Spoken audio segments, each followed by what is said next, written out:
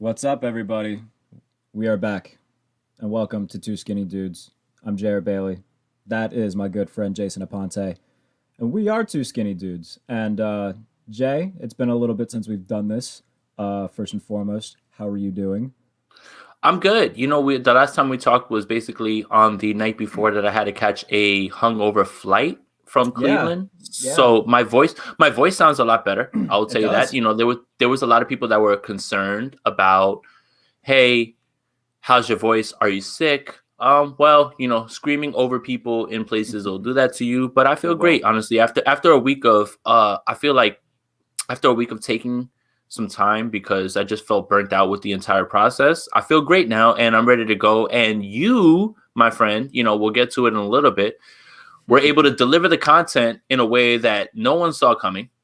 Right. And that's going to be the basis of this discussion, but it's not the only thing we're here for. But Yeah. I will ask you this. How are you, buddy? And I've missed you. I've missed you too. You know what? I'm hanging in there. I've been somewhat public about how I've been mentally over the past few months. It's Okay. still a battle, but Mhm. we find a reason to smile every day. That's all that matters. And you take things one day at a time. But I'm doing good, um, and getting better every day. That's And good. yeah, and You look doing stuff. amazing.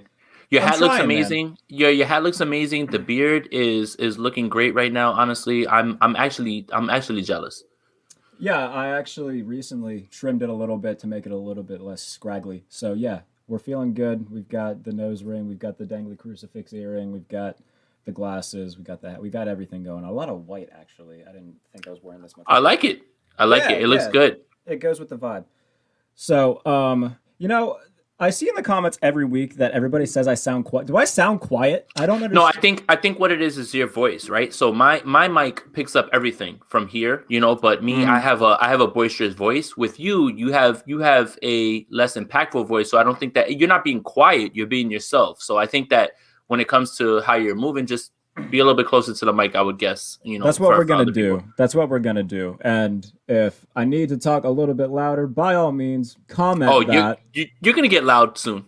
Yeah, yeah, yeah, I will. Yeah. But to start off the show, and we're gonna get to what everybody is waiting for me to get to here in a little bit.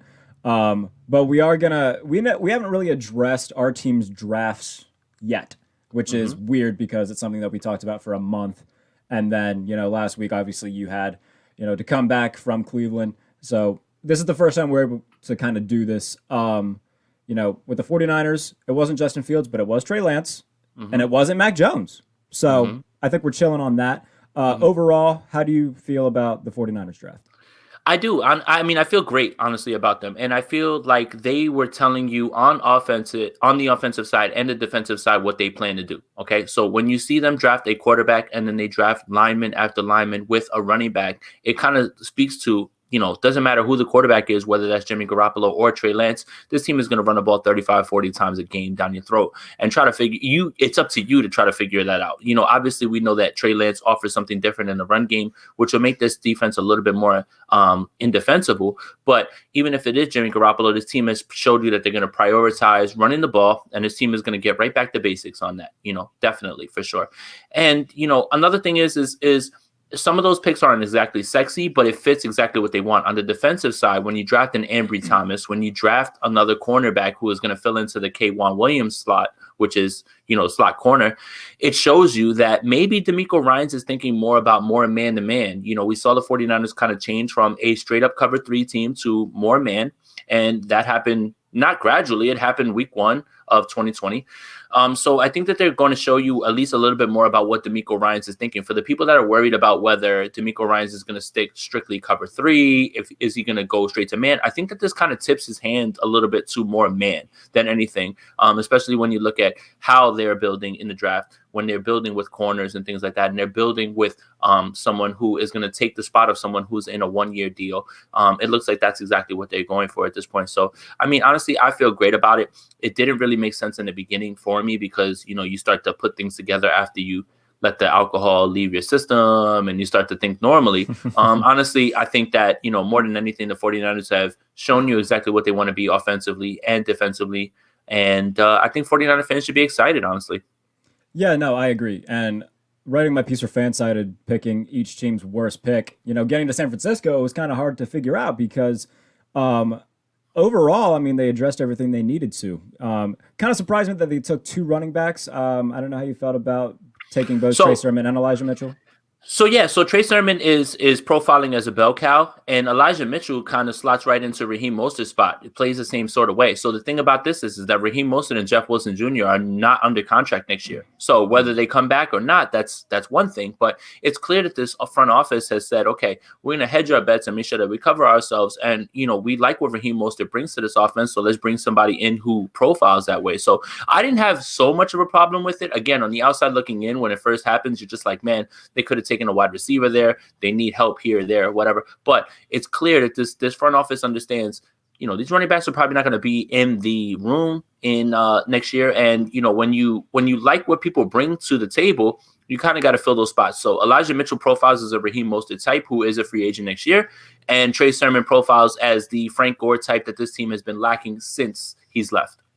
No, that's fair. Do you like the additions that they made in the secondary? I like Ambry Thomas. There's been a lot of murmurs. Hey, is Richard Sherman going to come back? Where's he going to go? And who's going to fill that spot if he doesn't come back? How do you feel about the addition of Ambry Thomas? I love it because he actually brings something to this team aside from being able to play man that this team has been sorely lacking, which is kick return stuff, and punt returning. And if Richard Sherman comes back and he's able to teach Ambry Thomas, that's just a feather in his cap, honestly, at this point. I don't have a problem with it at this point because I think Richard Sherman is finding that it's a cold world in these streets. There's plenty of people that don't have deals at this point, and Richard Sherman can come right back, profile as a coach, someone who's situational, and also help some of these guys move forward, and also give himself a chance to compete for one more ring. Because we know that this roster is ready to go. Even with whoever it is a quarterback, as long as there's no catastrophic injuries, this team can still compete and move deep. And Richard Sherman has a chance to stay somewhere where he's familiar, learn, and also have a chance to compete for a championship. So I don't mind it, honestly, at all. And again, I have to applaud this front office for understanding that besides Jason Verrett and Emmanuel Mosley, this cornerback room is very, very thin. So you have to bring in guys who are going to be cost control for a little bit, even if they're a bit of a project. You give them 1 or 2 years, but you still have to fill out that depth, and depth is wealth in this league. So I have no problem with it, honestly. Yeah, no, I mean, I think that this was a very depth-driven class for them in terms of the running backs planning for the future. In terms of getting a couple guys for the secondary, no. I think the 49ers knocked it out of the park, and we'll see what happens with Trey Lance. I don't know what we're going to see. I mean, as of right now, it seems that Jimmy's still going to be the week 1 starter. I think so too. Barring something catastrophic, which is nothing we haven't seen before with guys or teams who've taken a quarterback in the first round and keep a guy there until, maybe on a shorter leash. So we'll see how short of a leash Jimmy's on. But I'd assume for the better part of this year, it'll be Jimmy Garoppolo. They can win with Jimmy Garoppolo. That's pretty well proven. Do you want to see Trey Lance at some point this season? Do you feel like it's a need that they need to put him in at some point this season? I would love to see Trey start week 1, but I think the 49ers are playing it very well because they want to make sure that they get something for Jimmy Garoppolo, who, I don't care what anybody says, is a starting quarterback in this league, and that is important. It's valuable. That's not something that, where he lands on your starting quarterback scale is up to you, but he's still a starting quarterback in this league, and it's very valuable. So I think the 49ers are good for not just straight up cutting him or just taking some sort of deal a la Teddy Bridgewater around the 6th round pick or something like that as well, too. So, the 49ers have a golden opportunity right here, and so does Jimmy Garoppolo. If Jimmy Garoppolo plays well, then he boosts his trade value, and he's playing for his next team right now this year. So it behooves him to play well. It behooves them to try to play well. Now, the problem is this. My question is always going to be, how can you bank on someone either playing well or staying healthy the entire year, which has been the hardest part. Now, if, let's say, God forbid, Jimmy Garoppolo goes out there and he struggles, or let's say even worse, loses a quarterback competition to Trey Lance in camp, what sort of value do you have now at this point? So it's up to you whether you think that they should strike while the iron is hot, so to speak, when it comes to who believes what they can do with Jimmy Garoppolo, or let him go out there and boost his trade value if he plays very well. And then you can move him maybe at the deadline for a team that maybe has lost their quarterback, and is looking to compete, or over the offseason moving him. But it's clear as day that Jimmy Garoppolo is not going to be part of the long-term plans, whether that's before the season starts or after the season starts. One way or another, I don't think he'll be on this team next year. Yeah, no, I think that's pretty clear that his deadline is week 17 or, obviously the playoffs. So we'll see what happens with them going forward. But I do want to talk about my Pittsburgh Steelers because Yeah. they didn't disappoint, at least initially. So I was with, like, we get to pick number 24. I literally have a tweet ready of the Dr. Evil gif where he's just running around screaming expletives, and I was ready to send it. But they didn't disappoint. They took Najee Harris, and Najee. I was incredibly, incredibly happy. A lot of Steelers fans weren't, though. And the thing that I've tried to explain to everybody who's been angry about the pick because they wanted Christian Darrisaw or another tackle. They wanted to move up and get a tackle. They wanted to get a tackle on the board. Here's the thing. This was an incredibly deep tackle class.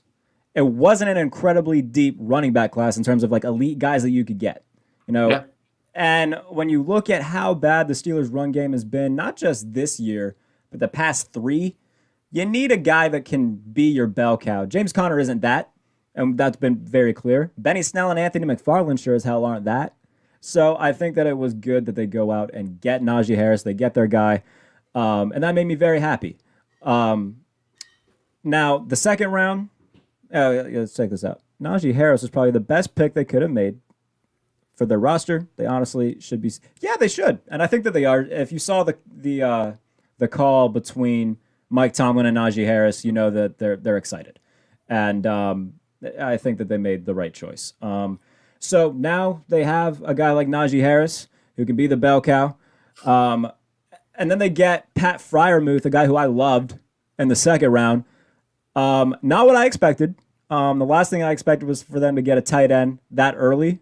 But you can make the argument that Pat Fryermuth is the best pure tight end in this draft class.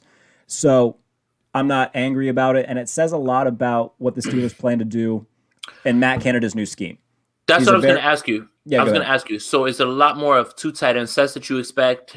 Because Fryermuth can, move, and Eric Ebron is still there, who, let's face it, is more of a receiving tight end than Yeah. he is a blocker. Is this tipping their hand as to what they want to do on offense more than anything to you? Yeah, so with Matt Canada being the new OC, he's very zone run affiliated. He loves to do different things like that. So they're going to have Fryermuth lined up at H-back. They're going to have him lined up in the slot sometimes. They're going to have him lined up with his hand in the dirt as well. So they can move him around wherever they want him to be because he's a phenomenal run blocker. Eric Ebron, he's going to give you a vertical threat. Pat Fryermuth is going to give you great blocking. He's going to give you a short passing option. He can get downfield as well. He's going to be a great red zone threat. He's so versatile for that offense. So while they didn't get a left tackle to block, they got a guy who's going to block all over the offense for the run game. Third round they get Kendrick Green, who's going to be the center day one. I didn't know too much about him initially. Then my guy Nick Farabaugh from ACC Network does a lot of stuff with the Steelers. He seemed pretty stoked about it. I started watching a little bit of Kendrick Green film. First of all, he's got a brand on his arm, so that just screams, holy hell, he's tough. Oh my God. Yeah, no, anybody who has a brand is automatically in just an elite class of toughness because that's horrifying.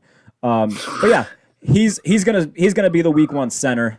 And I'm looking forward to that because, again, he's going to fit this scheme very well. They needed a center desperately. They get Dan Moore, a left tackle from Texas A&M. Again, tipping their hand on what they're going to really do because not the most athletic blocker, but he's a good zone run blocker. And when it comes to that, Matt Canada likes that a lot. I don't know if he's going to start right away. The terrified part of me thinks that Chuck Okorafor is going to start at left tackle week one, which isn't what you want if you're a Steeler fan. But other than that, Quincy Roche is another really good pick that they had in the sixth round. I wouldn't be surprised at all if he's starting over Alex Highsmith at around week 10. They get Buddy Johnson as well, another interior linebacker to put in the rotation with Devin Bush, Vince Williams, who they brought back, Robert Spillane, even Marcus Allen, who was a good part of that rotation last year. So I love what they've been doing in this draft. And then they get Trey Norwood, a guy who we saw down in Mobile at the Senior Bowl, cornerback out of Oklahoma in the seventh round. Loved that pick. God almighty, they needed a cornerback. They waited forever to do it. The only issue I had with the Steelers draft is when they traded back into the fifth round. I thought they were going to take Sean Wade, the cornerback out of Ohio State. They don't. They take defensive tackle out of Wisconsin, Isaiah Loudermilk. That is, yes, louder milk. So louder, like louder than so not normal, louder, and Yes. then milk, like MILK. Yes, milk, as in the drink, milk. That's in the drink. So he's a guy that they didn't need interior defensive linemen. Last time I checked, Cam Hayward's still pretty good. Tyson Alualu came back. He's still pretty good. TJ Watt's all right. Stephon Tuitt's still pretty good. They don't need defensive linemen whatsoever. And they traded up to get him when Shaun Wade was on the board. And then Shaun Wade goes, I think, 4 picks later to the Ravens. So, yeah, I was a little bit upset about that. Other than that, though, I can't complain too much about the draft that the Steelers had. They addressed a lot of needs. Maybe not in the order that some people would have liked, but regardless, they got better. And that's all you can really ask of a team in the draft. Absolutely. So, look, let me put your feet to the fire real quick. You don't have to give a big answer.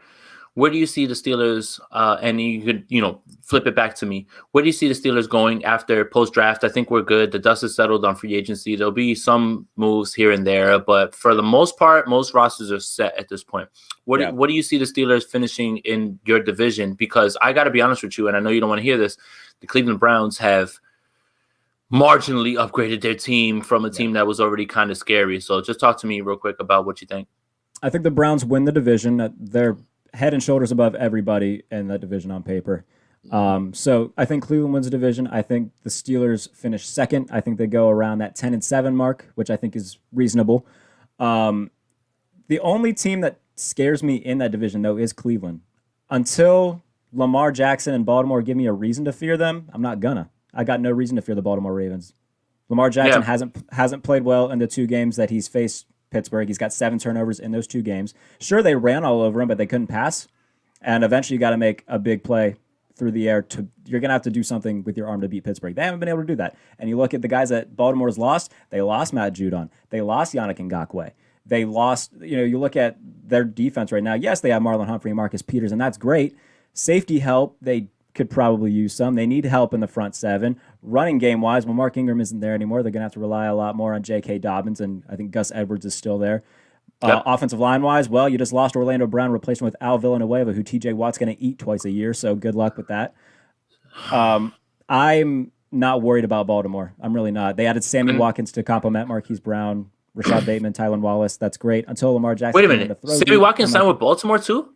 Sammy Watkins did sign with Baltimore, yes. So I have absolutely, until Lamar Jackson can prove that he can throw the ball downfield consistently, outside the numbers especially, I'm not worried about him. That's great that they got Rashad Bateman. That's great that they got Tylan Wallace. It seems that the 2 of them and Marcus Brown are going to compete to lead Baltimore's receivers and receptions with like 33. So congratulations. You got really good talent, but until you got a guy that can distribute the ball to them, I'm not worried about it. So if Lamar Jackson can prove me wrong, then that's great. And I will be the first to...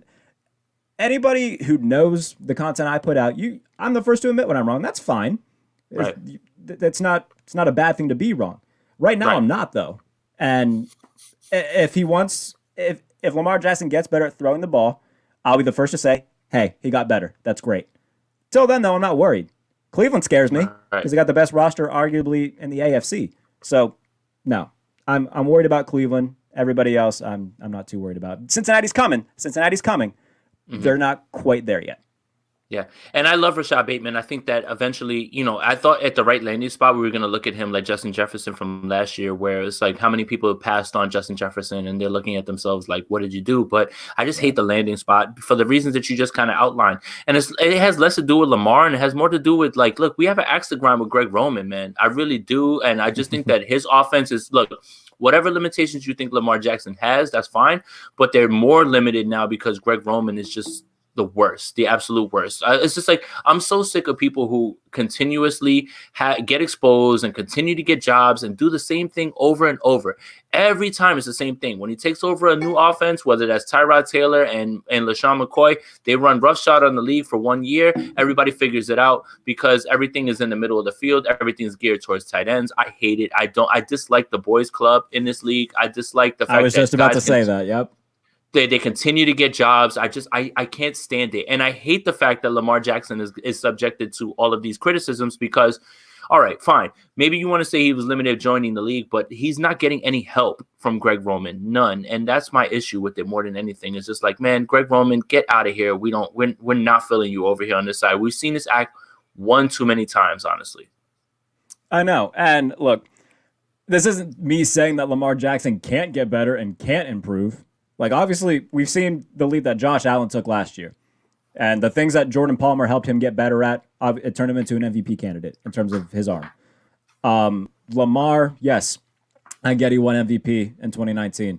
It was because of his legs. And everyone wants to say, oh, he led the league in touchdown passes. Well, we got to kind of put that into context as well, because how many of them were from inside, the 15, 10-yard line? A good bit of them. So I think that we need to understand that, yes, Lamar Jackson can get better. And I'm not saying he can't. Never said that he can't get better.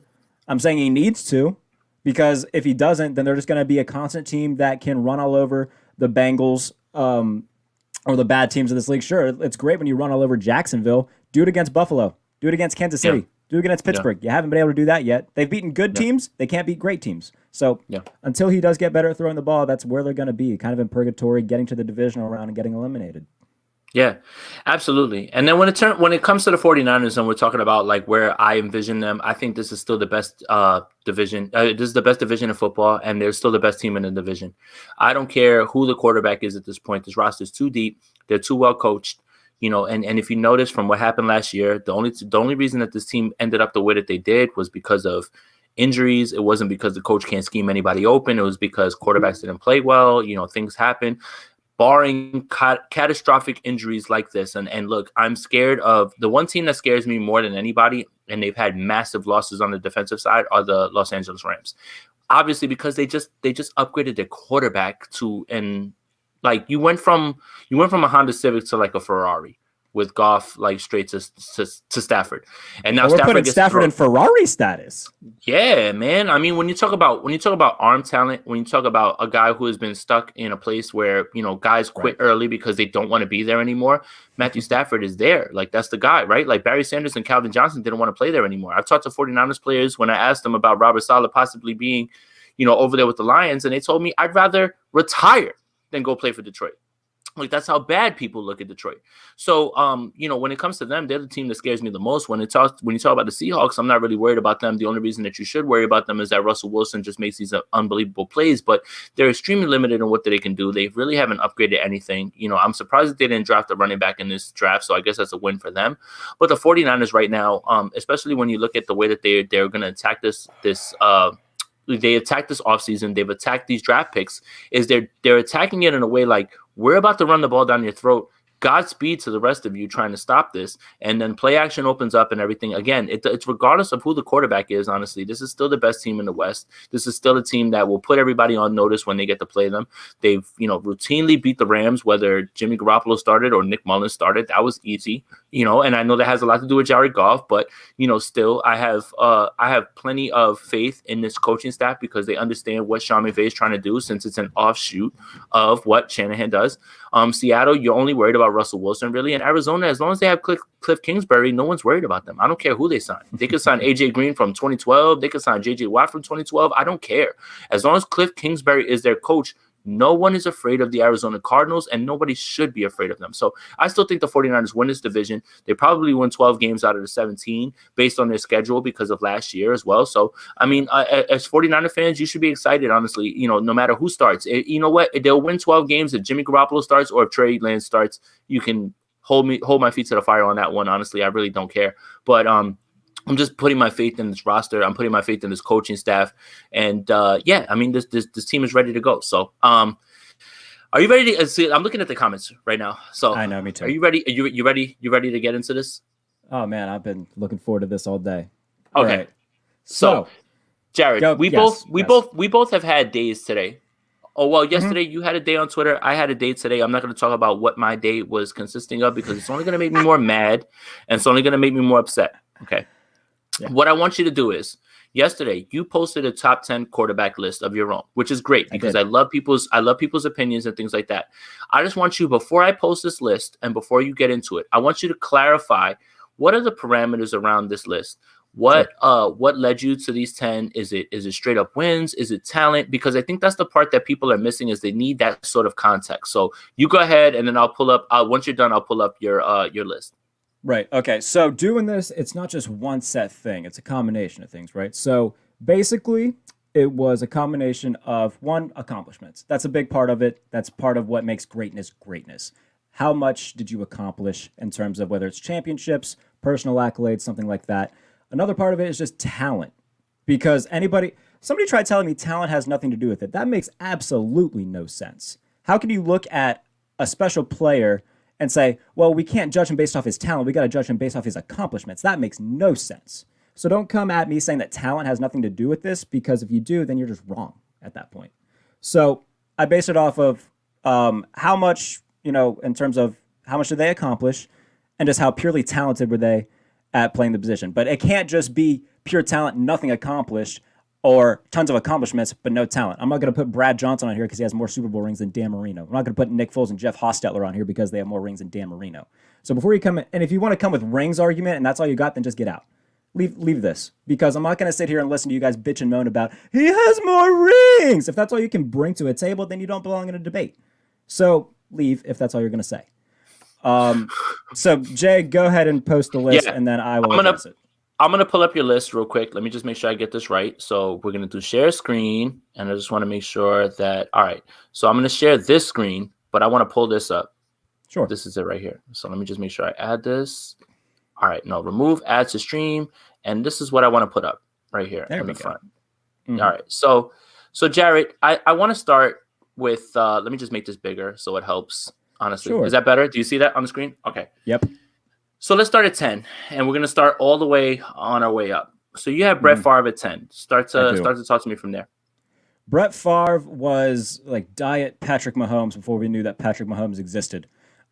He held every major passing record when he retired.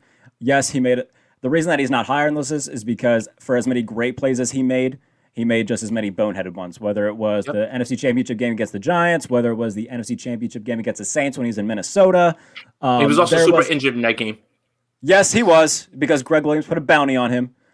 Regardless, he's made a lot of bad decisions as well as great ones. So, you look at what he's done. He won, 3 MVPs, won a Super Bowl back against the Patriots, and what was that, 96? I want to say 96, 97. So Brett Favre deserves to be on this list. Like I said, held nearly every major passing record when he finally retired. And that says something. But if he would have made less mistakes in high-pressure situations, he'd be higher on the list. Yeah, and that was always my complaint with Brett Favre. When people used to argue that he was the greatest, it's just like, man, he ended his team season like 4 straight years with a bad pick. Like, you can literally go to the last play of this season, whether, like you said, it's the NFC Championship against the Giants, or you know what, that Vikings one I'm not going to hold against him, because man, that guy was playing through some pain, man. He was. It was a bad decision, but my goodness, man, he was playing through some stuff there in that game. Yeah. And all that did for me was lift his legacy as being one of the toughest quarterbacks who've ever played this game. And I think that's something that needs to be said about that as well too. The Iron Man streak, there's something that needs to be said about that. The fact that he didn't miss a game for 301 starts, was that the number? I feel like it was something like that. The fact that he did that from like 92 to 2000, what year was that? Oh, was that 2010? I think it was 2010 when he finally missed a game. Mm-hmm. So, but he missed a game. But he missed a game. Was it even an injury, or was it just he was just like, I'm just not going to play today? It definitely dealt with an injury. But I think a lot of it was, okay, Brett's also 40 now, and if he goes out there, it's just going to get worse, and he's going to die. So, yeah. Yes. But regardless, yes, Brett Favre, one of the toughest quarterbacks to ever play the game. 3 MVPs, Super Bowl, Iron Man streak, every passing record when he retired. He deserves to be on the list. Number 10, absolutely. So number 9 and number 8 is going to be where the discussion gets really spicy. Wait. So talk to me about Drew Brees against Ben Roethlisberger, because I think this is the discussion that a lot of people have issues with. Just being that you're a Steelers fan, because I think people are going to just straight up, claim homerism. But I think you have an objective argument, so I want to hear this. All right. Tell me one thing that Drew Brees does better than Ben Roethlisberger besides his accuracy. I will wait. I mean, his accuracy is all predicated within short game. His arm was not, like people act like when he came out of Purdue, his arm was a cannon. That's not the case. Two things that you will say about Drew Brees is decision making and his accuracy. And I will give him those things. But I'll let you continue on this on what you think that Ben Roethlisberger does over Drew Brees. That is fair. Accuracy, decision making, I will give Drew Brees those. Everything else, Ben Roethlisberger is better at. He has a better arm. Ben Roethlisberger can improvise and turn absolutely nothing into incredible somethings. Mm-hmm. Drew Brees was never that. He was a very, very, very, very good system quarterback. That's what he was. And that's not me trying to insult Drew Brees because he's one of the best quarterbacks of all time. He's on this list for a reason. But it was very white bread what you were going to get from him. You're going to get 3 steps, pass. It was never, okay, the play's kind of breaking down. Can Drew extend this? Can Drew do something with his legs to help us get a big play downfield? No, he really can't. Mm-hmm. Ben Roethlisberger, the things that he has done in terms of he's top 10 all-time passing yards, top 10 all-time passing touchdowns, top 10 all-time fourth quarter comebacks. He's got 2 Super Bowl rings. Only quarterback in the NFL, in NFL history with 3 games of 500-plus passing yards. Only quarterback in NFL history to throw back-to-back games of 6 touchdown passes.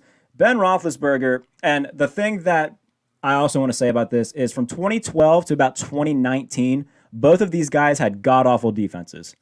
Because that was after, Lamar Woodley had left and James Harrison had left and Pittsburgh's defense was getting older and they weren't nearly as good as they used to be. So from 2012 to 2019, both Roethlisberger and Brees had mediocre to terrible defenses. But all Ben Roethlisberger did in that time was win. And all Drew Brees did in that time was be kind of inconsistent, a lot of 7 and 9s. I want to say there was a 5 and 11 in there somewhere. Ben Roethlisberger never lost more than 8 games. Ben Roethlisberger never finished a year under 500. Right. So, and I'm not saying that wins or quarterback stats, don't let me confuse that, but there's something to be said when you got similar rosters. You look at what Drew Brees had in terms of help. He had a great tight end with Jimmy Graham when he was there. Marcus Colston was there for a little bit. He had Brandon Cooks before he left, and then he got Mike Thomas. So it's not like Drew Brees never had any help. They had similar amounts of help. So when you look at that, the situations were similar throughout that time. Ben Roethlisberger just kept at least being in contention to be in a playoff spot. Drew Brees wasn't always in contention to be in a playoff spot. There's a lot of 7 and 9s in there. So bottle all that together, Ben is just a better pure quarterback than Drew Brees, on top of the fact that he's led his team to 2 Super Bowl victories and 3 appearances. I would take Ben Roethlisberger over Drew Brees every day of the week and twice on Sunday.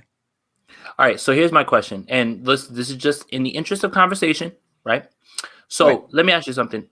When Ben Roethlisberger joined, were the Steelers not one of the most prestigious franchises in all of football? So when Ben had joined, and that's a good question, when Ben had joined the year before, they had gone 6-10 with Tommy Maddox at the helm. Okay. And then Ben comes in, and they went 15-1. Tommy Maddox got hurt in week 2, and then they rattle off and don't lose until the AFC Championship game. Now, the Steelers had an incredible defense that year. There's no denying that. And they had a really good offensive line. No denying that. Hines Ward and Plexico Burress were there. No denying that. But you can't hide your quarterback in this league. Ben had to make plays throughout the year at multiple occasions, and anytime they needed him to make a play, he did. You don't win 13 straight games by accident or with a bad quarterback. And I agree. I think the point that I'm trying to make here, Jarrett, is the Saints were a laughing stock, like an absolute joke. Like, remember, the Saints fans used to go there with bags over their heads, and what you want to say about 5-11, 7-9, that's cool. I understand that. Winning a Super Bowl in New Orleans is not the same as winning a Super Bowl in Pittsburgh. And let me just explain a little bit. So Drew Brees, if when we're talking about quarterbacks all time and we're talking about impact, I don't know that there's a quarterback who has had more impact on a single franchise than Drew Brees. And I think that's the part that needs to be a little bit, that's the part that kind of tips the scale here for me, because I agree with everything that you said about Ben Roethlisberger being a better downfield passer, making something out of nothing. But Drew Brees linking up with Sean Payton literally changed the course of New Orleans Saints history. The It Steelers did. had already had 4 Super Bowls before Ben Roethlisberger showed up. They won 2 more Mhm. while he was there, and there's no disputing that, right? There's no way that you can downplay that. But I just feel like for the impact that Drew Brees had on not only the Saints, but the city of New Orleans, man, like especially after Katrina, man, I Yeah. think that there's a little bit of something that needs to be spoken to about that. And I know that that's outside of X's and O's and things Mhm. that happen, but I'm just talking straight up impact. Drew Brees, I don't know if there's ever been a quarterback who has impacted their franchise more than, let's just say Tom Brady, because remember, the Patriots never really won anything before then. But Drew Brees literally turned that franchise from a laughingstock and a joke to a team that regularly competed, year after year. And I think that there's something just that needs to be said about that. That's all I'll say. No, and I can definitely see where you're coming from with that, and I agree with you that I don't know if there's a quarterback that has had the impact or impacted a city more than Drew Brees. That said, I didn't really factor that in when I made this list. So That makes sense. in terms of just pure quarterback play, I would still take Ben over Drew Brees. Again, that's not denying anything that Drew Brees did for the city. He's on this list for a reason because I respect everything he's done, and he's a phenomenal quarterback. But I think that there's things that prime Ben Roethlisberger I would take over prime Drew Brees. Okay. I mean, and that's fair. Look, I'm not here to dispute Right. your list. I'm just here Devil's to give a advocate. little bit of, yeah, that's it. I'm just going to give a little context here and there because I'm enjoying the show. And I'm just going to sit back and watch. This is why I don't make these lists, Jared. Here's the thing. You are an honorary member of 49ers Twitter, and we'll get there. We're getting close to it. You're an honorary member of 49ers Twitter, right?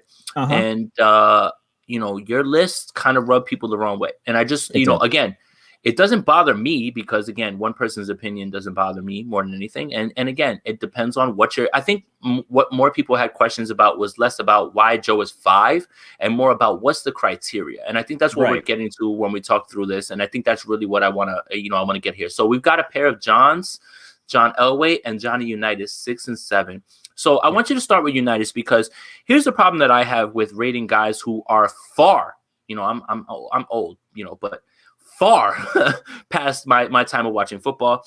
Yeah. I just want you to talk about, Unitas and Elway because Elway has 2 rings. Unitas has his rings, I guess. Again, too old for me to remember. I'm not going to act like I remember off the top of my head. I know that Johnny Unitas has a haircut that you can set your watch to, especially when it comes to So talk to me about Elway and Unitas and why they're 6 and 7. So, no, none of us watch Johnny Unitas play. Mm-hmm. But anybody who knows me knows that I like to consider myself a student of the game. And I more or less try to dabble in NFL history a lot. And I'd like to consider myself, an amateur NFL historian because I love the history of the game. And when you look back at what Johnny Unitas did in his day, first of all, he perfected the 2-minute offense. He was really the first guy to do a 2-minute offense, which is good point. Incredible. So, and you look at what he did with guys like Barry and Amici, and especially in the 58 championship game. Johnny Unitas is a large reason why the NFL is where it's at today. And you look at all the things he accomplished in the 50s. I get that it's hard. It's hard for me to put guys who played in that era on lists like these two because it was such a different game. But just the pure impact that Johnny Unitas had on the National Football League and what it meant going forward, on top of the skill that he had compared to every other quarterback in that time, I just couldn't leave him off the list. Especially when I have, I'm friends with guys like Mike Tanier in this industry, and I feel like he would rip my face off if I didn't put Johnny Unitas on this list. So you look at just the things that he accomplished in the 50s and 60s, it would be remiss if I did leave him off the list, especially because the NFL wouldn't be where it is today without him, especially without his performance in the 1958 NFL Championship against the Giants at Yankee Stadium, the first overtime game in the history of professional football. And he just casually led the Colts down the field, connecting with Raymond Barry, handing the ball to Frank Amici on the goal line, or I think Frank Amici. Correct me if I'm wrong. I'm pretty sure it's Frank Amici. Close enough. Yeah. So Johnny Unitas, I think, deserves a spot on this list. Yeah, I mean, I'm not here to downplay anyone's Impact on the game. It sounds like that's what you're talking about. Is you're talking about impact, and it kind of goes back to what we were talking about with Drew Brees. So I'll give you that. Honestly, I think that impact needs to be put into this list, and that needs to be it needs to be evaluated, honestly, because that matters. Yeah. Like you just said, Johnny Unitas ushered in the 2-minute offense. And, whether it's perfected now to a point where it is, but that doesn't mean that it didn't start with him. And I think that that's something that needs to be spoken about. So when you say Johnny Unitas is 7, I don't really have an issue with it at all, honestly, because I think there's a lot of quarterbacks who played the game before we watched that probably deserve a spot on this list, but it's hard to quantify what they did. And a lot of people made good points when I did post a list saying, "Oh, is Otto Graham going to be in here?" That's the point. That's hard. It's very hard. So, if I could have a number 10.1, Graham would probably be it. And again, I'm not going to pretend I ever watched an Otto Graham play live, but right. I've watched a hella ton of film on Otto Graham when I'm bored because that's what I do because I love football. And I've done the same thing with Johnny Unitas. Anything that I don't want anybody to confuse the fact that I'm 22 with lack of knowledge on the history of this game. I wouldn't be able to write for the places I write the things that I write about if I didn't at least know what I was talking about. Mm-hmm. So, yes, I wasn't alive in the 1950s when Johnny Unitas played.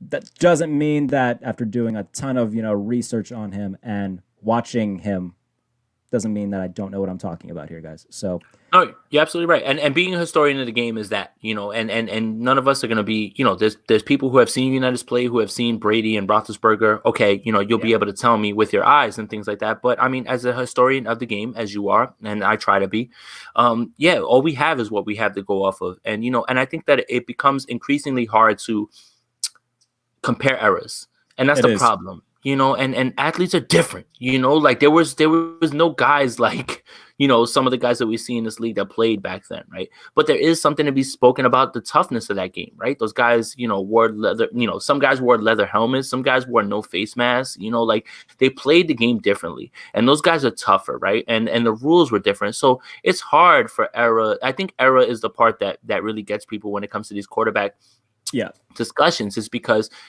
there's an era where you couldn't put your hand on a receiver. You can't, you can kill the quarterback. Now you can't touch the receiver, and you can't touch the quarterback at all. So from Unitas, you go right to Elway. Talk to me about Elway as 6. He has 2, and he finished his career with 2 straight before he went out on top on his white horse. Talk to me about John Elway at 6. John Elway dragged 3-0 teams in the 80s to Super Bowls, and he doesn't get enough credit for that. And he gets, and people kill him for getting washed by the 49ers, who they would have washed anybody, the AFC Pro Bowl team, whoever you wanted to bring that year. Honestly, that's not really on him at that point. Exactly. So the fact that he was able to get those rosters to Super Bowls is phenomenal. Now, I will say this much. In the drive, well, first of all, phenomenal going 98 yards and, getting it to overtime. They missed the kick in overtime, and Cleveland should have had the ball back, but that's neither here nor there.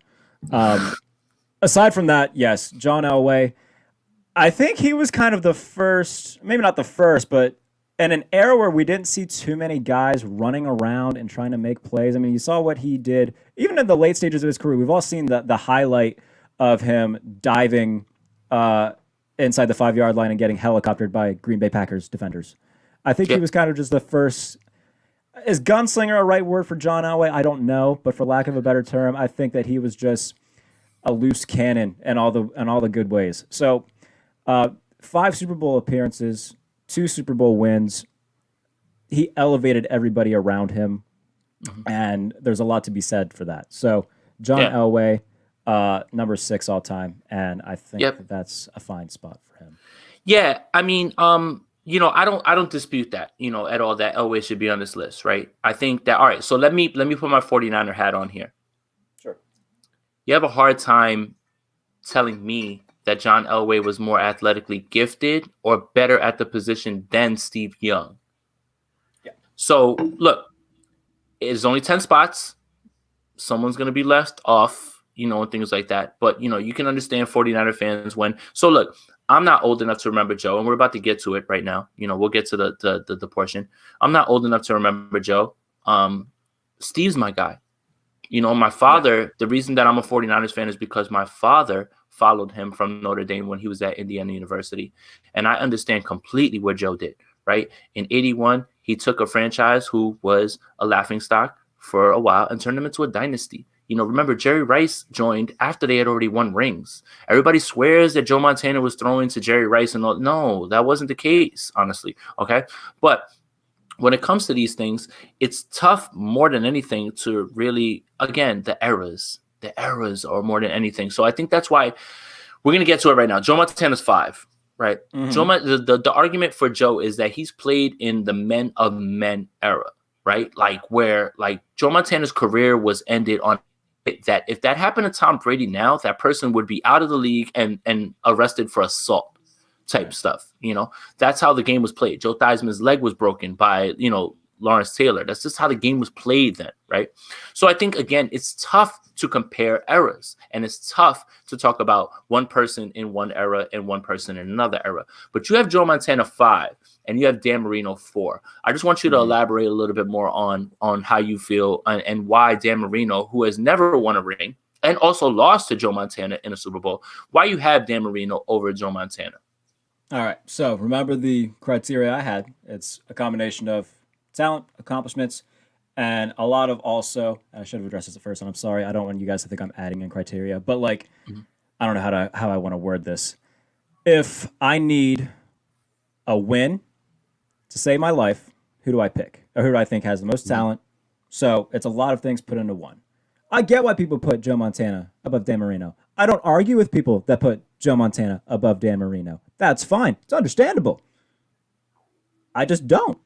And here's the thing. You look at what Joe Montana was working with through the majority of the dynasty. Jerry wasn't there all the time. I know. For the majority of the time he was, though. You look at what he had. He got Roger Craig. He had Jerry Rice. Had a good offensive line. Had John Taylor. Had Ronnie Lott on defense. Had just a really good defense overall. Wait. And had basically the equivalent of Kyle Shanahan as his coach. Because Bill Walsh West Coast offense when West Coast offense, when nobody else ran West Coast offense, Bill Walsh created the damn thing, and nobody could really figure it out for a little bit. Dan Marino had Mark Clayton, Mark Duper, and a literal no-name defense, and dragged them to a Super Bowl.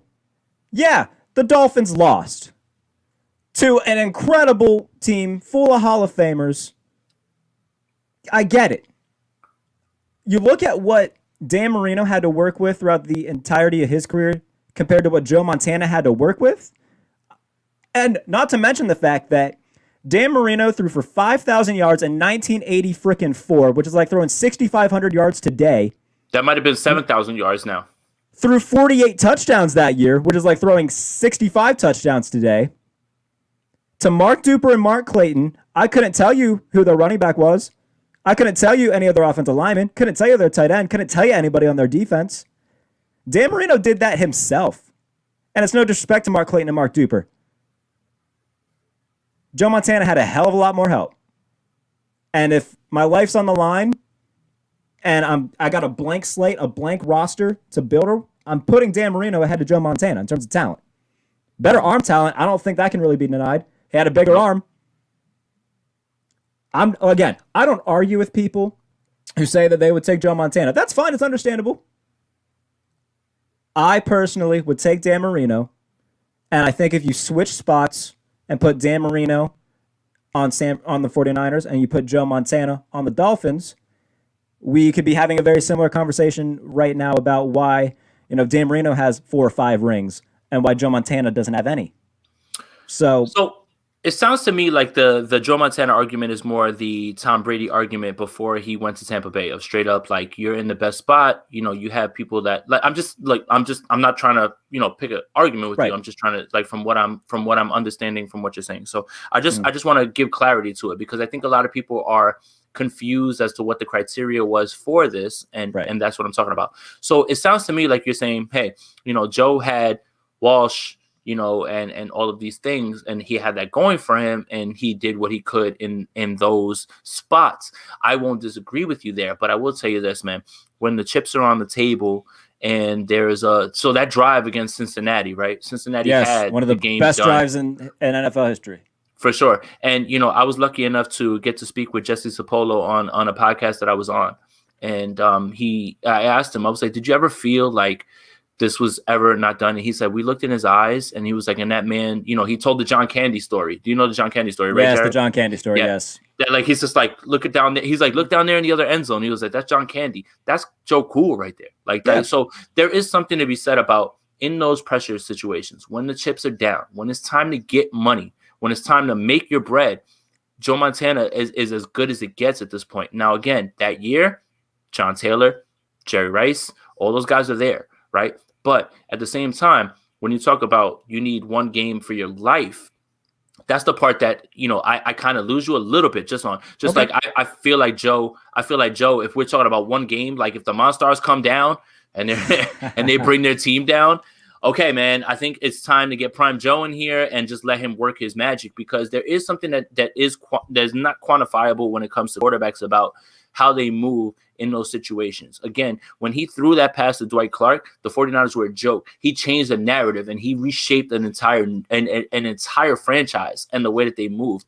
and birthed a rivalry, right? The Dallas Cowboys and the 49ers became blood rivals right after that happened, and that continued. So, look, I'm not going to disagree with you. No one can argue that Dan Marino doesn't have a better arm, quickest release in the world, tough as nails, right? Went to Pittsburgh, but at the same time, I feel like there's a little bit more nuance when it comes to playing the quarterback position, and there's a little bit more that comes to it.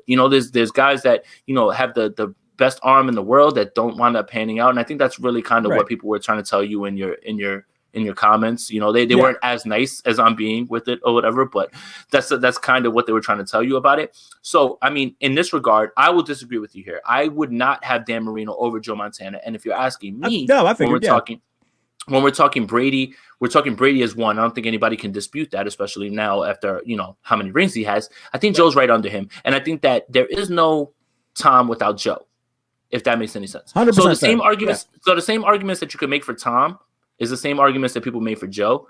And I think that, when the chips are down, and look at it like this. He went to the Chiefs.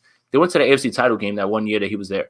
And that was an old, beat up Joe, So, I mean, I'm not trying to, I don't know if that helps or anything like that. I understand exactly what you're saying about Dan Marino having some of the best arm talent you've ever seen in this league. I get it. But I feel like there's more to playing the position than just that. And that's why, I'm not going to, Jarrett, I love you, bro. I'm not going to kill you for this or whatever. I cannot put Dan Marino over Joe Montana. I can't. And that's fine. And I think another thing that people might think is that when I say that I've got Dan Marino miles and miles and miles and miles ahead of Joe Montana. I'm not saying he's worlds better. It's minuscule. Yeah. But when it comes down to it, for me, I think that Dan Marino was the more talented quarterback with far less help around him, still dragged a team to a Super Bowl that was far inferior to the team that he was going up against. And obviously the 49ers were the far better roster, and they won, and good for them. But I would personally take Dan Marino over Joe Montana. And again, Joe Montana, phenomenal quarterback. Wouldn't be on my list if people think I hate Joe Montana now too, I think too. No. I don't hate Joe Montana. So I don't know. It was something that, yes, 49ers Twitter wasn't happy about. It's just because you're honorary member of 49ers. Exactly. Twitter, right? I saw somebody say that I'm a 49er hater. Sir, I'm the complete opposite of a 49er hater. I wouldn't say tell you that much. So, I would not say that.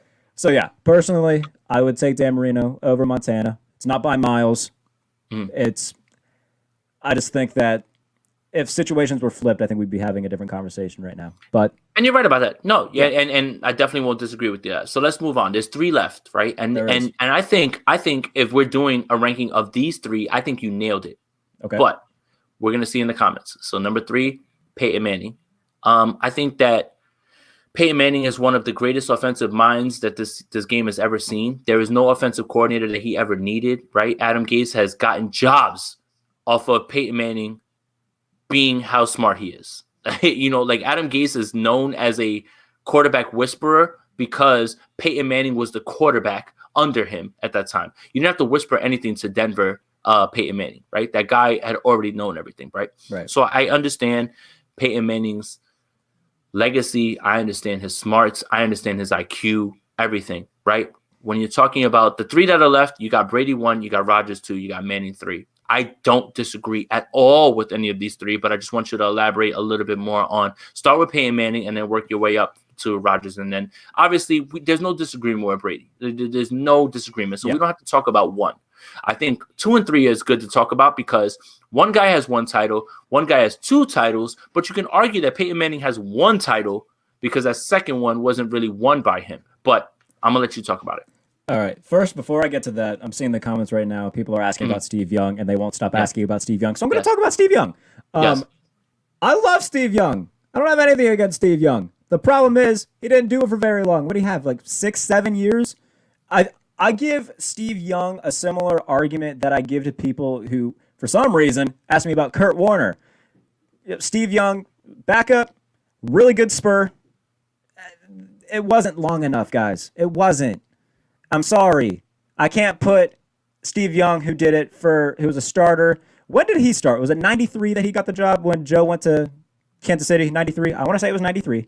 I'm pretty sure it was 93 because they won the Super Bowl in 94. Yeah, so the 49ers won the last time the 49ers won a Super Bowl was 94-95. The season started in 94, but then as you know, the Super Bowl was played in 95. Yes. So I want to say that he became the starter then in 93 because I'm pretty sure that was Montana's first year. 92. So 92 he became the starter because 92. Joe was hurt. Joe gets hurt. Yes. Him. Okay. Right. All right. So 92 he becomes a starter during the year because Joe gets hurt. So from 92 and he retired in what year? I want to say 2000. I think so. Because Garcia was there in 2000. I 2001. Think so. I remember. I just remember Aeneas Williams was and Lawrence Phillip missed a block in Arizona, and that was the reason that Steve doesn't play anymore because that was like his 8th concussion. Yeah. So regardless, we've got about a 7-year window where Steve Young was the starter in San Francisco. It just wasn't long enough, guys.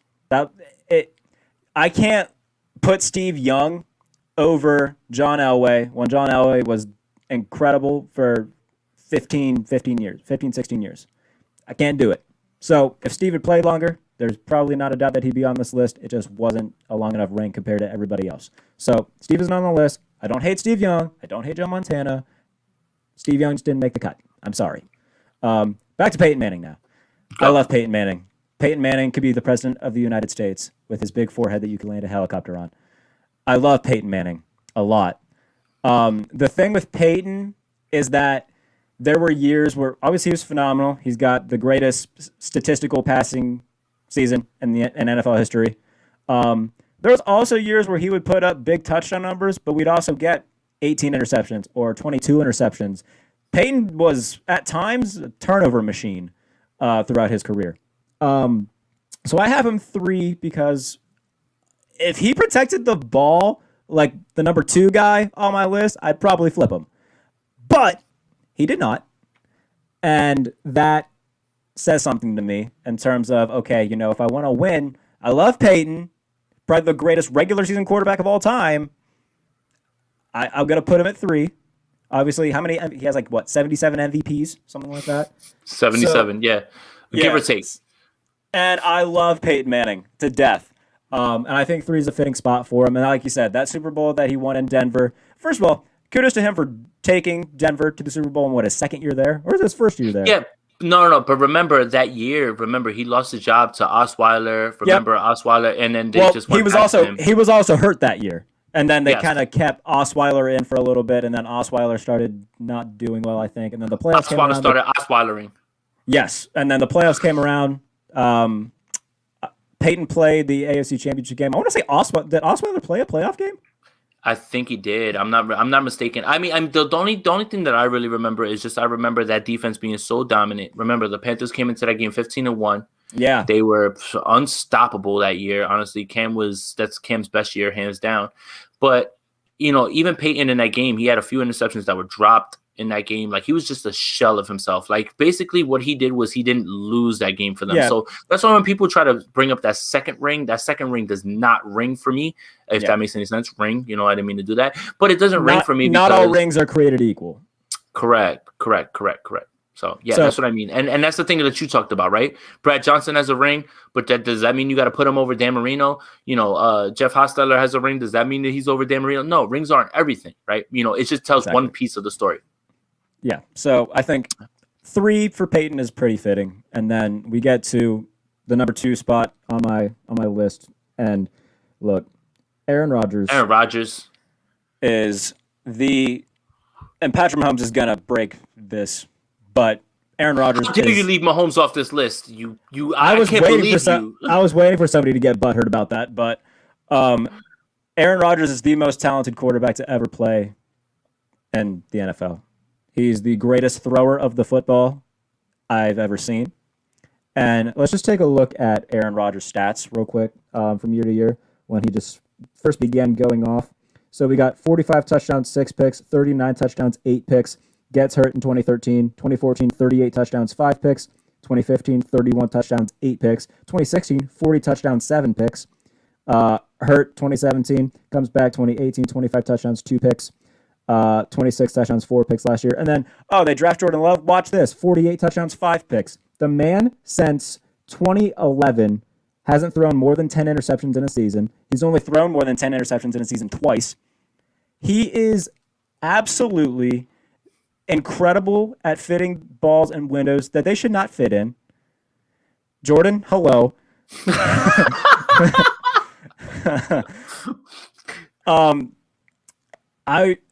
Look, if it came down to it, I would pick Aaron Rodgers to put on my roster. I would pick Aaron Rodgers as my quarterback. I can't put him over Tom Brady, though, because of the other factors that go into this list. But if I had my choice of a quarterback that I could have to lead my team, it would be Aaron Rodgers, because he is fantastic at everything he does when it comes to playing the quarterback position. Oh, and he's also mobile. He can kill you with his legs. Maybe not a Lamar Jackson mobile. I'm not trying to say that.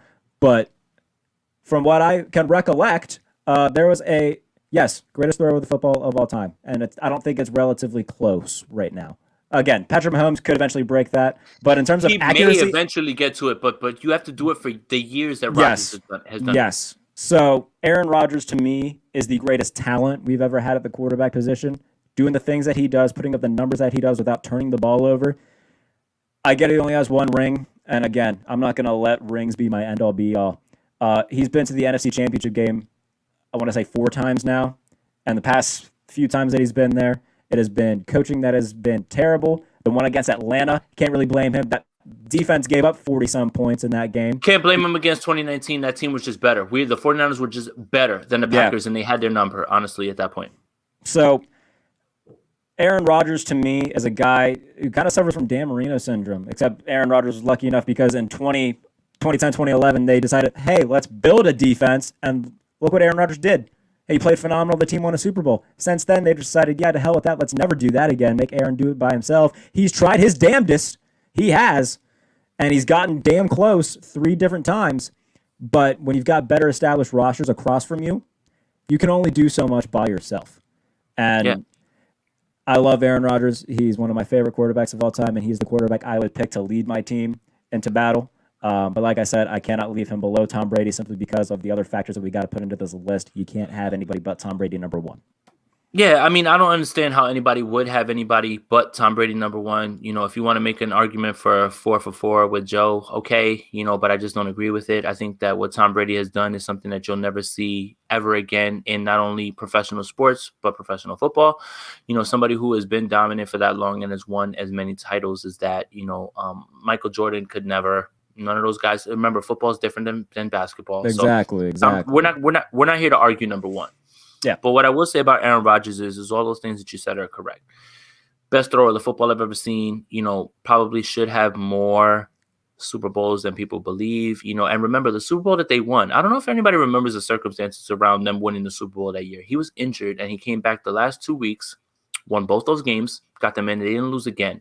And they won the Super Bowl. They were the 6th seed in the NFC that year, and he came back because if they lose those last 2 games, they're not even in the playoffs. They're the 2nd team in NFL history to win the Super Bowl as a 6th seed. The first one was the 05-06 Steelers. Nobody really gave them a chance, and then Aaron Rodgers comes back for this playoff run, and then they don't lose again. And look, I think that if he has a defense in 2019 that's suitable to square up against the 49ers, then it's not the game that it was. If he has a defense against the Falcons the year that Atlanta went to the Super Bowl, I think that if he had a little bit more help throughout his career, we could be talking about Aaron Rodgers with at least 2 rings. But unfortunately, it's not how it works. So he is number 2. because he is the best thrower of the football of all time. And he won the MVP last year. Oh, yeah, and he also just casually won another MVP, I believe his third. So, yeah, he's pretty damn good at what he does. Right.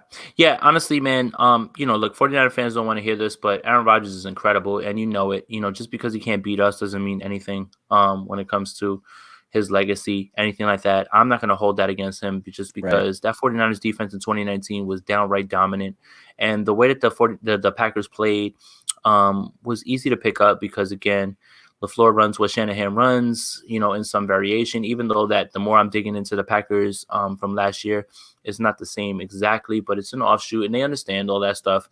I understand the part about Rodgers not being an absolute leader. And I guess I get that point about like Rodgers just being like, hey, man, even after the NFC Championship this year, when they asked him about the fourth down play, I didn't make that call.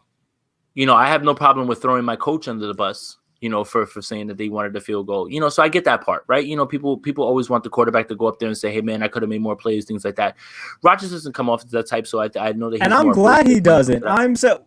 Everybody complains that athletes are so cut and dry and the same, but when they are honest with us, everybody bitches and moans that, oh, he threw this guy under the bus. No, he's being honest. That's what you guys want. You guys want an honest quarterback, don't you? You guys want honest, top-tier players instead of these cookie-cutter, like you said, haircuts you can set an alarm to.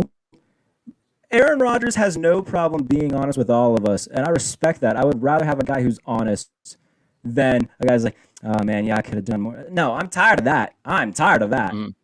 So I'm perfectly fine with Aaron Rodgers being who he is. And I think that the only issue that I really have with this list is for me, being a 49er fan who has grown up through his entire era, is just the Steve Young thing. I think that Steve Young was, perfect passer rating, MVP every single year. They pretty much any year that he was there was one of the top offenses, and they won their Super Bowl finally when they finally brought in Deion Sanders. But I think that Steve Young, again, the longevity argument is there for it, but it's just like when you start to point at people like that you're talking about on this list towards the end, I could definitely see Steve Young being here. But again, and that's fair. This is what makes this list so awesome. Honestly, I think that this is what makes your list, anybody's list, awesome because the criterias are different. People are going to look at things differently. And I think that's what drives good conversation is that everybody's not going to have the same. Everybody is going to have the same thing, right? Number one is going to be Tom Brady, right? That's just like, there's no question about that, right? No one's going to have any issues with that. I think everything else after that, I think is what the interesting discussion is. And then again, comparing eras, comparing teams, all the context, I think that's what makes this conversation so fascinating and will make this conversation never go away. And that's the ultimate thing in sports, right? It's trying to rank people, it's trying to rank them based on how you see them and things like that. And I think that's what will always drive discussion. So whether you agree or not with what Jarrett had to say, you have to say that this is good conversation and that he doesn't, he still brings up his points, whether you want to agree with them or not. Like I can disagree with you on certain things, but I can see your point on all of these things, most of the time. So that's the thing that I think makes this more fun than anything is that, sport discussions should always be based around people's thought processes and their opinions and things like that. So I think that's what really makes this conversation so interesting. It came at the perfect time because we were struggling to find content before all of the rookie mini camps opened up and everything as well too. And you decided yesterday to drop this on the timeline and gift us this absolute beauty of content, honestly, because we could have a 2-hour show, a 3-hour show discussing all of these people. Like I see people talking about Warren Moon. I see people talking about, Michael Vick. There's plenty of people that might have a way onto this list, honestly. And I think that it's hard, especially with how long football has been going, to just pick 10. And I think that really the discussion more around this was more about Montana being 5. Because I'm not certain that there's many people that would have him that low. But hey, again, this is your list, Jarrett. This isn't anybody's list. This is a consensus list. And you came to your conclusion the way you came to it, and that's it. And that's really what I wanted to talk about here. Is I just wanted to give you a chance to explain yourself and explain, what the criteria was. Nobody's going to agree with any top 10 list. Even if you nail it, 1 through 10, you nail every single pick. Someone's going to argue with you that Tom Brady should not be 1. Somebody's going to argue with you that Aaron Rodgers shouldn't be 2. So I think that's what drives good conversation is conversations like this and lists like this. So, I mean, I'm with you, Jarrett. Honestly, I'm glad that you put this out there because it did cause a big stir on 49ers Twitter, because once 49ers Twitter sees Joe Montana at 5, you had to know the pitchforks were coming out. I mean, I figured as much. And here's the thing. If there are always going to be, I mean, you mentioned Warren Moon. Yeah, phenomenal quarterback. Dan Fouts I saw in the comments as well. Yeah, there's a bunch of guys that have a case to be on here. And if you want to talk to me about it, respectfully, then yeah, we can have that conversation. But, when I scroll through the timeline and scroll through the comments just because, I know I irk people. If you're respectful about it, you want to debate me about it, that's fine. We can do that. But when you start coming at me saying, oh, man, this guy doesn't know what he's talking about, what a clown, I ain't got to talk to you.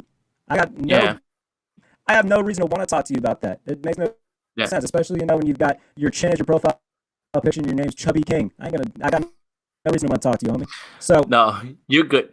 so look, when it comes to that, if you want to have a debate, then we can have a respectful debate about it, and that's fine. But if you're going to act like you know everything, and the reason that you're coming at me and being disrespectful is because, my opinion's the only opinion that matters, so I'm just going to, try to dog this guy, then no, you ain't worth my time. Yeah, but no, honestly, and I think that's true. As everything should just be respectful. It should just be in the name of civil discourse. And I think that's, again, one person's opinion is not going to reflect your own. Nobody's going to get it right a million times. So I think that, I mean, this is a great episode. We're at hour 10. If you want to wrap it up, Jarrett, I think that we're good. Honestly, I think that you provided the proper context.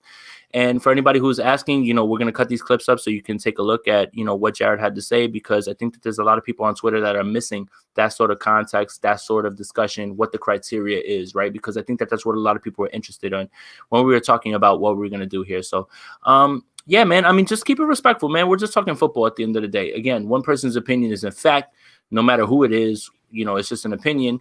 Opinions can be wrong, I guess, if that's how you want to, that's how you want to look at it. But at the end of the day, we're just talking football, and I think that that's just one person's perspective, and it shouldn't elicit such awful responses. Is the best way I'll put it. Yeah, it shouldn't. And like I said, it's what it is, and it's not that deep. It's not. Yeah, no, it's not. But I am gonna release a running back and receiver one probably tonight. So cannot wait to drop that bomb. So hey, look, I see Scott, bro. Don't you about to apologize. Like, the majority of you all on here, yes, you guys are having fun with it, and I love that. Again, it's mostly the guys on Twitter who, are saying, this guy doesn't know anything about football. Bro, I promise you I know more about football than you. I promise I do. So, it is what it is. But no, all of you haven't Twitter. You're having some issues with your mic real quick, so, I'll wrap it up and close it. No, fix it. You're going to fix it? Let's see. Yeah. All right. Let's see. Talk to it real quick. Get muted. You're muted now. I'll mute you. Now. Can you hear me? Better. All right. So. Much better. Here's the thing. All right. Perfect. So, yes, I'm glad that we had this conversation. Glad that we did it. And like I said, the majority of the guys in here, yes, you don't really have anything to apologize about, especially like everybody who watches this show every week. It's not. I'm sure you guys have nothing to apologize about. It's nothing at all. No, nobody takes this that serious, honestly. And again, everybody's list should, elicit conversation, right? And that's all we're trying to do, is we're just trying to generate conversation. Again, nobody's going to be right 100 times, and you're not going to agree with people, and that's it. Honestly, more than anything, I just have a lot of fun with these discussions because it's interesting. Because and I keep seeing it in the comments. Jarrett is 22. And I think that is something that you need to take into account when you talk about all this. But Jarrett has done his background on many of these players, and I'll give him respect. There's plenty of players. There's plenty of guys that are my age. I'm 36, that are closer to my age, that don't know shit about football. Yeah, I just cursed. That don't know a damn thing about football, that'll like yell in your face and say a bunch of stuff or whatever. Even if it agrees with your point, it doesn't mean that they know anything, right? So again, it's opinions, and it's based on whatever Jarrett deems as the criteria. And that's it, man. Again, his list doesn't have to reflect your own. My list doesn't have to reflect your own. But again, it just elicits good conversation, and that's all we're here for. Yeah. And I had a thought escape my mind, and it's going to bother me now. Oh, that's going to make me mad. Oh, yeah, I found it. So, yes, I get, I already brought it up, the being youthful, 22. Look, guys, I wouldn't be able to write at Sports Illustrated if I didn't know at least what I was talking about. Wouldn't be able to do a lot of the things I do if I didn't know what I was talking about. So I'd like to think that I do. And that's fine. We can all have respectful disagreements. And I don't want anybody thinking that I was, sitting at home crying over people in my Twitter mentions. Definitely not that. Jarrett, I love you, and thank you for creating this amount of content for us, because I didn't know if we were going to be able to do a Two Skinny Dudes this week where that would go an hour 15 with as many eyes on it, honestly. So I think we can wrap it here if you want to 100%. wrap it up, honestly. Yeah. Yeah, you can follow me on Twitter at JBaileyNFL. I assume most of you already do, considering this was what everybody was. People were here to hear you explain yourself, honestly, more than anything. Yeah. Head over to Fansided. I give my worst draft pick for all 32 NFL teams. Who was the worst for the 49ers? Who did I put for the 49ers? I honestly don't. I'm going to have to go back and look because I don't remember. That piece was grueling. But yeah, the worst draft pick for all 32 NFL teams. I'll have draft grades also coming for Washington football team and the Chargers as well soon. So it's busy stuff. Still doing a lot of draft recaps. I'm trying to think of all the ones I've done. Got Panthers grades, Lions grades, Steelers grades. I want to say Jacksonville in there. So there's a lot of different teams that I've done reactions for. Go over to Fansided and see all that.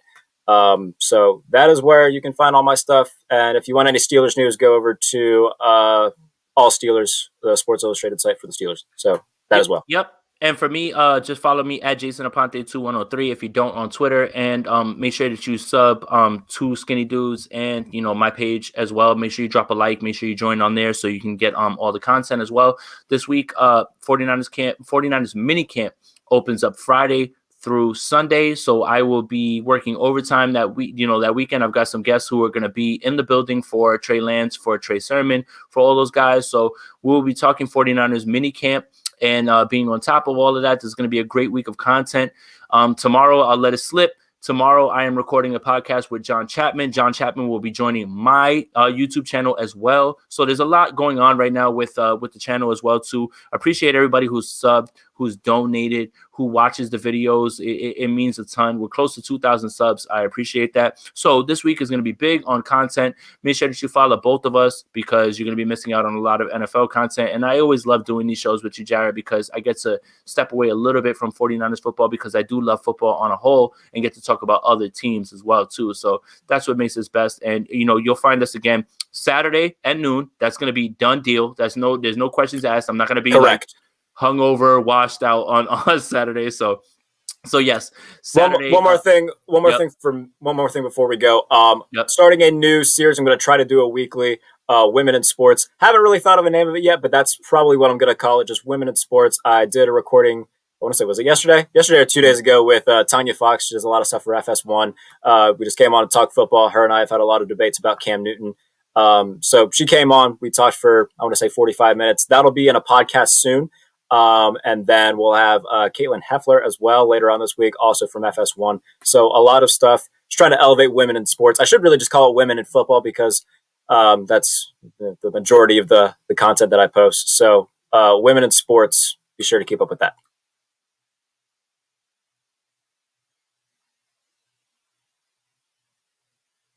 Uh-oh. Did I lose Jay?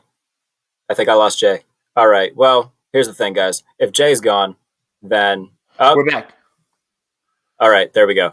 We've got Jay back. We're back. I'm sorry. That's my fault. My McDonald's Wi-Fi wore out. So. All right. So, again, appreciate y'all joining us. Two Skinny Dudes will be back this Saturday. So, yep. Can't wait. Talk to you soon. Thank you, guys. Right. See you guys.